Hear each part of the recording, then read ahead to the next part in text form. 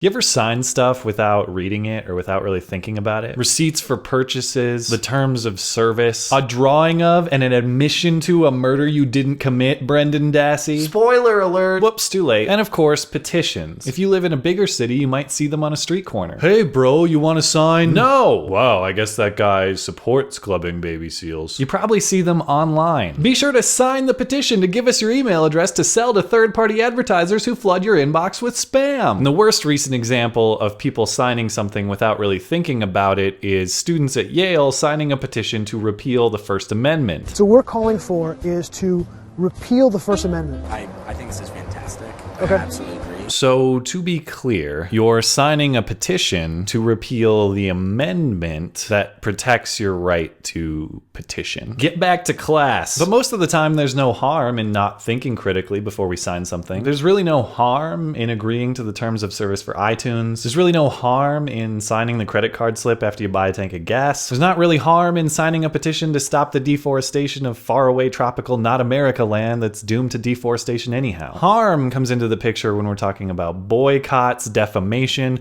or any inflammatory accusations made against a person or against a business that are either unsubstantiated or outright false. And in the internet age, misinformation can spread faster than ever. So if we don't think critically about the critical messages we sign and share and endorse, we can do some meaningful harm. And I see this stuff on Facebook all the time. People posting things like, I had a bad experience at this particular business. Nobody ever go there again. I'll give you an example of how this happened to a business I know and I trust, a local Subaru dealership here in Montana. A while back, I see this note circulating around Facebook calling into question the ethics and the integrity of this business. The West High Special Needs class took a field trip to Starbucks across from Rimrock Subaru today. Two salesmen from Rimrock Subaru walked in, turned around, and on their way out made the comment that there are too many effing retards in this place, turned and walked out. This was heard by 2 to 3 student aides as well as 2 adults. We were extremely disappointed in the manager's response when confronted with this issue. Buyer beware, we will not recommend this establishment without an appropriate apology made to our students and parents. Signed, staff, peers, parents, and students of West High School. And of course, this gets shared and everyone's really angry and everyone's really outraged, but does this story really make any sense? You expect me to believe 2 uniformed workers representing a business walked into another business,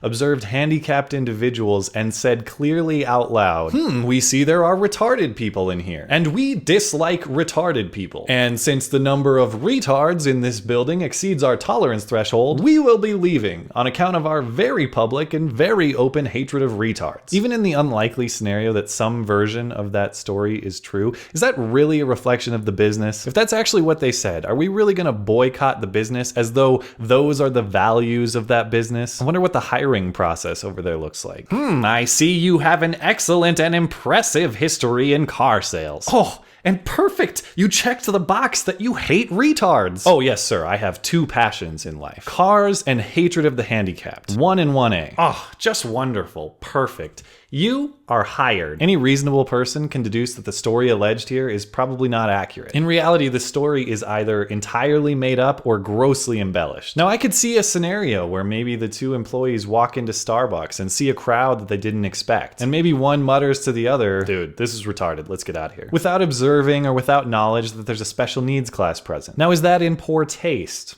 Perhaps. But is that the same thing as them saying, I see there are many challenged individuals in here and I hate the challenged, so let's leave. But there's a twist here that really calls the accuracy of this story into question. They say they went and spoke with the manager and were disappointed in his response. My family has bought 5 cars from Rimrock over the last decade or so. I bought my current car in November 2014 from this very dealership and from this manager. His name is Ernie. Ernie is a little person. Here's Ernie in a local TV ad with his family. Rimrock Subaru is having our best year ever, so catch the wave and come on in during our 11th annual Summer Beach Blast. Get a free pair of Subaru shades with every test drive. So you're telling me you guys went into this dealership to lecture the manager, Ernie, the little person, about how he is insensitive to handicapped people. You're telling me we should demand an apology from a man with dwarfism because he's not sensitive enough about disabilities? And you're telling me we should shame him and his business publicly and discourage people from patronizing it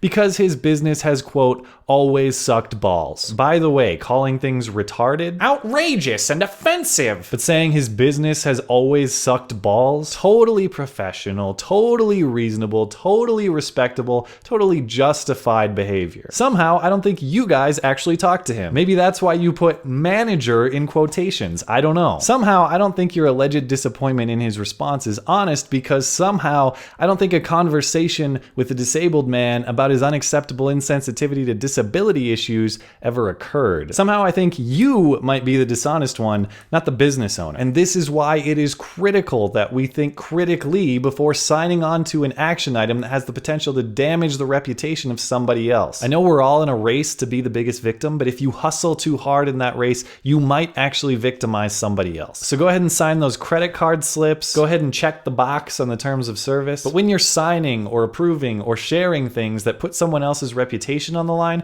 go ahead and read and think first. If you're rallying for common decency from others, go ahead and take a minute to show some common decency yourself. Otherwise, I will be left to conclude that you have always sucked balls. Thanks as always for listening and for supporting this channel. Always appreciate the thoughtful discussion down below and especially over on Twitter. That is @skag_3. You're always welcome to come chat and hang out in my live stream. That's linked in the description. Looking forward to it. Okay, bye.